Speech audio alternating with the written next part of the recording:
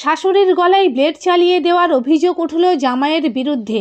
গুরুতর জখম অবস্থায় শাশুড়িকে ভর্তি করা হয়েছে আরামবাগ মেডিকেল কলেজ ও হাসপাতালে।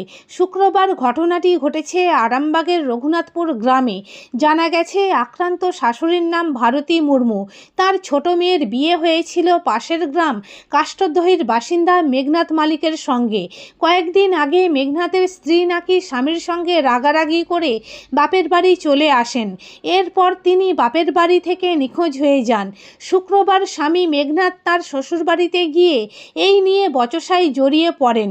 তখনই নাকি ধারালো ব্লেড শাশুড়ি ভারতী মুর্মুর গলায় চালিয়ে দেন। ভারতী দেবীর চিৎকারে প্রতিবেশীরা ছুটে এলে মেঘনাথ ছুটে পালিয়ে যাওয়ার চেষ্টা করেন, কিন্তু এলাকার মানুষ তাকে ধরে রেখে আরামবাগ থানায় খবর দেন। পুলিশ এসে তাকে ধরে নিয়ে যায়। অন্যদিকে ভারতী দেবীকে আরামবাগ মেডিকেল কলেজ ও হাসপাতালে ভর্তি করা হয়।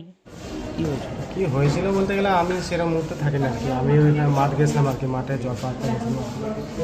যে চালিয়ে যেতে সে হচ্ছে আমার কি ছোটো জামাই। ছোটো জামাই বলতে চালিয়ে কী কারণে চালিয়েছে না চালিয়েছে সে কিছুই বলতে পারছি না যে কেন চালিয়েছে। আমার ছোটো বোন আর কি পালিয়ে গেছে আর কি, বিয়ে হয়েছিল আর কি, যে যার ছোটো বোনের সাথে গিয়েছিল, এরপর পালিয়ে গেছে আর কি অন্য জায়গায়। ওই দোষে হয়তো এবার আগে তো হয়তো কী করেছে না। কখন এসেছিল ছোটো জামাই? আমি ওই টাইমে থাকিনি, আমি যখন বললাম তো তখন আমি মাঠে গেছিলাম। কটা মেয়ে? আপনার ক ভাই বোন আপনারা? আমরা হচ্ছে তিন বোন এক ভাই। এটা ছোটো জামাই, মানে ছোটো জামাই আপনার? ছোটো জামাইয়ের বাড়ি কোথায়? বাড়ি কোথায়? ছোটো জামাই বাড়ি হচ্ছে আমাদের ওই পাশাপাশি গ্রামে। কী নাম ছোটো জামাই? কাষ্টদ্বহি। আমাদের বাড়ি হচ্ছে কী নাম ছোটো জামাই? মেঘনাথ মালিক। কখন ঘটনাটা ঘটেছে আপনি খবর পেলেন?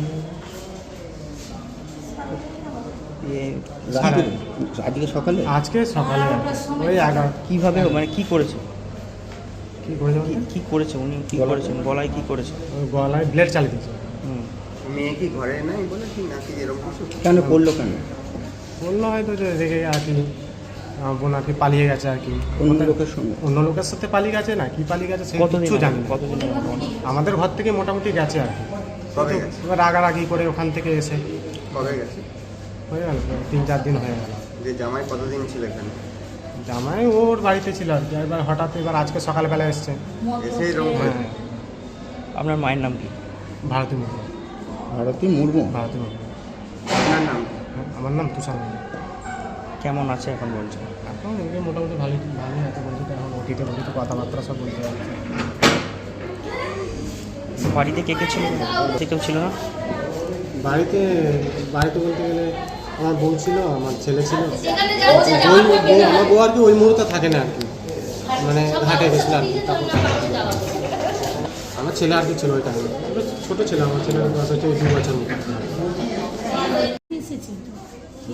বলছে তোমার মেয়ে কোথায়, আগে চলো আমাকে এনে দেবে। বলছে তোমাদের ঘর থেকে তোমরা দুজনে ঝগড়া করে চুপ করে গেছো, তো আমরা কী করবো? ওদের বাড়ি থেকে গেছে না এই বাড়ি থেকে গেছে? বাপের বাড়ি থেকে? শ্বশুর বাড়িতে ছিল, কোথায় গেছে অবশ্য আমি বাড়ি শ্বশুর বাড়ি থেকে চলে গেছে? কি জানি, ওটা ও বলতে পারবে না, আমিও বাড়িতে তারপর আজকে কি করেছে? আজকে কিছুই নেই। 10 মিনিটের মধ্যে কখন ছেলের জামাইটা ঢুকলো, কখনো গলটা কাল কিছু বুঝতেই পারলো না। আমার কেটে মার দিয়ে ছুটছিল, তাকে ধরা হয়েছে। এখন ক্লাবে বস করে রেখে দিয়েছে। এখন পুলিশ পাশাপাশি গ্রাম তো।